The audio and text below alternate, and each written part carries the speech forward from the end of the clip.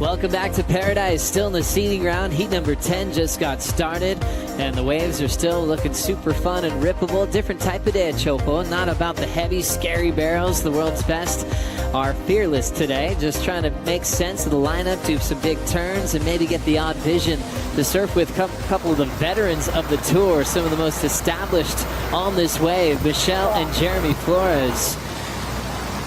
Trying to start things quickly.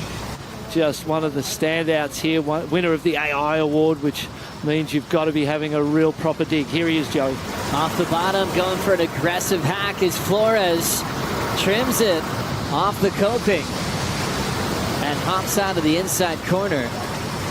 Jeremy Flores' backhand attack is incredible. We were talking about that earlier today, Barton, with the regular footers of developing a reputation on their backhand. And so we've been educated on a lot. That's been happening with the coral reefs around the world. As we know, we've got over 1 million species that live in the coral reefs around the world. We'll get back to action with Flores throwing a couple of big power jams on the backhand. Life lesson. The whole thing of being a competitor, you go through so much. Michelle Bourez.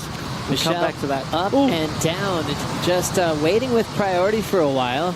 And that was the last thing he wanted to happen, to start off with an incomplete turn. Fired up to be here, and I feel like now, he's definitely surfing at 100%, injury-free and ready to take out a big win. Yeah, there's nothing worse than not being able to be there when you want to be there. It's really interesting because he was talking about it earlier this year, saying that he actually still deals with some pain. He gets some headaches because of that, and he said it's sort of changed his outlook on heavy conditions when he paddles out. Quick turn off the top there. Coming around the corner is the Spartan, Michelle Bourez. But in that situation, you see here Michelle going the first one, and it's a bit wobbly on the face, and it's not quite as steep and hollow. The California Colapinto on the windup. Beautiful searing carve. Really connected off the bottom. Wraps it. Driving through the lip on that carving turn. Inside corner, not much water. Griffin wisely kicks out. Could be the best wave of the heat so far, and the obvious thing there is the second waves of the set. Griffin on a beautiful big wall, drives off the bottom, puts that hand on the rail and carves and drives down the face out of the top. Another carve out of the top. So nothing on that one that was too tight, too critical. They're a little bit wider and a little bit rounder, so I don't expect that score maybe to go. Let's have a look at this one. Now that was beautiful. It's interesting, the different angles and the slow-mos and what you see when you get the chance to see them differently. So that wave from this angle to me looked better than it did. The turn was nice and tight. And now the backhand wrap from Michelle Bourez. Sits on the roof, big float, pulls it, and just lets himself fall into the reef. Yeah, I know I do want to win it, but let's see how this thing flows through. What happened on this last wave?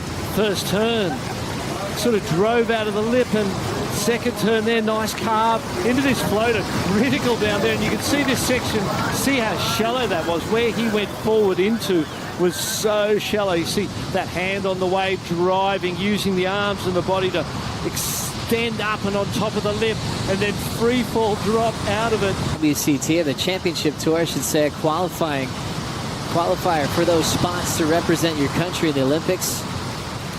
And thinking about France, you're thinking Michelle Bourez, Jeremy Flores, Joan Duru. The best at Chopes is coming up next. Owen Wright preparing. Lively backhand float for Michelle Bourez, and he's out. Just looked looser and more alive. Unfortunately, that wave didn't stay open. Chipping in and slamming on the brakes a few times. Colapinto does find a quick vision and forces a wild closeout turn with absolutely no water under his feet. And when that white water gets you, Joey, you know you're getting rolled around and your limbs are going this way and that way. Let his arms penetrate. Here we go, replay. A couple of little tweaks, little turns. Nicely done. A really interesting interpretation of that situation. I think he did it beautifully. Came out, wanted something more. Gets that last re-entry in. Kind of a make, but kind of not a make. So you're not sure how much reward he's going to get for that. Here's that angle that shows us exactly how hollow and how tight he is.